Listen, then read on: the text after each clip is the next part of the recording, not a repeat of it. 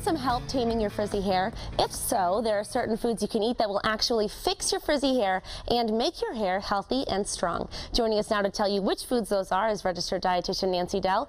Nancy, I've heard of putting food on your hair to make it less frizzy, but it's true that what you eat can affect it as well. Exactly. I mean, you are what you eat, and your hair is new cells coming out of your scalp all the time, and you can make healthy hair.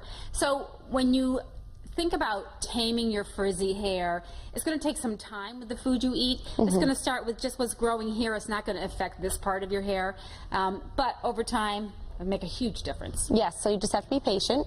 In about a year, if you follow this advice, you'll have gorgeous flowing locks. Well, depending on how long your hair is. Depending on how long, yeah, exactly. It would take me a long time, yes. Let's start with over here. So protein plays a big role. Protein is very important because if you don't get adequate protein, your hair will be brittle. And believe it or not, 45% of women do not get adequate protein. We're not big eaters of meat, fish, or, poultry. We prefer kind of vegetarian things a little bit, especially as we get older. So you want to think that you want 50 to 100 grams of protein a day. So I like to think of it meal by meal. 20 grams in the morning, 20 in the afternoon, 20 at night. So I brought some foods that show you what is 20 grams of protein. So it could be about a cup, a little less than a cup actually, of Greek yogurt. Regular yogurt would be okay, but you'd need more like about a cup and a half of regular yogurt. So that's easy. 1 cup will give you about 20 grams of protein. Yeah, so that could be in the morning, could even be as a snack. If you're going to have meat, fish, or poultry, it's only 2.5 ounces. So if I use my palm, it's about half, a little more than half my palm. It's not a lot. No, yeah, that's easy to do. Yeah, so that's pretty easy. If you want to use eggs, it would be 2 eggs, or here it would be about 3/4 of a cup of egg whites if you want to just use the whites, and it's about a cup and a half of beans. Is going to give you that as well. So you can use vegetarian sources as well. I eat mostly vegetarian foods, but I can easily get 100 grams of protein in it. Oh, definitely beans and eggs, but if you're vegan, it may be a little bit harder. Do some research, but try to get 50 to 100 grams of protein a day. 50 to 100 for the day, and that will keep your hair from being brittle. What else should you think about eating if you're trying to make it less frizzy and healthier? So then you want to go to your omega-3 fats. 3% of your hair shaft is omega-3s, and they're going to keep your scalp and your hair hydrated. So your omega-3 fats, we know mainly are in our fish, so you have your fatty fish like salmon. But if you don't like salmon because it's a little too fishy, try the barramundi, which is a nice sustainable fish, and it's very, very mild. It has the kind of a texture between haddock and swordfish in a sense. And it comes frozen.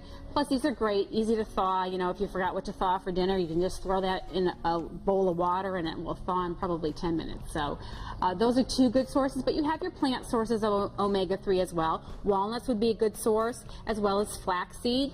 So you have the unground flaxseed there. And ideally, you want to grind the flaxseed right before you use it to get your most omega-3. This is once it's ground up.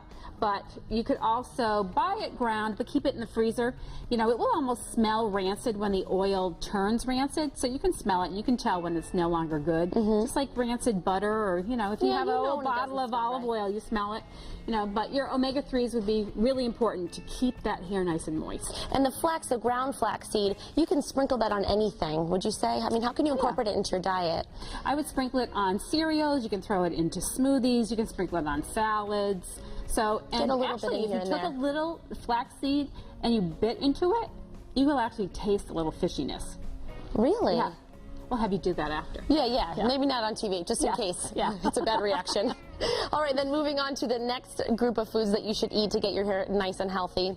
Looks like some orange fruits and veggies. Right. You want your beta carotene. We know beta carotene is the orange component of your plant foods, and beta carotene actually will protect the oils in your scalp, and those include things like your carrots, but your orangey tomatoes are good, and you can make that into a salsa.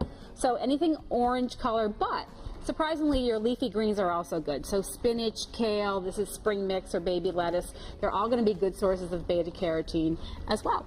So not only are all of these things good for your hair, I mean, they're just good for your body in general. Just good for your body in general. And realize, I think it's pretty obvious, our hair is not a static thing. Our whole body is not a static thing. Our cells turn over all the time, and your food becomes the new cells. So I love that saying, you are what you eat, because you truly are. It definitely replaces and becomes part of you. Absolutely, Nancy. And so if you do incorporate these into your diet and you don't see a difference in your hair, at least you know you're still doing something good for your body no matter what. Right. Thanks so much, Nancy. You're And for all of Nancy's tips, you can log on to mymatsappeal.com later on today.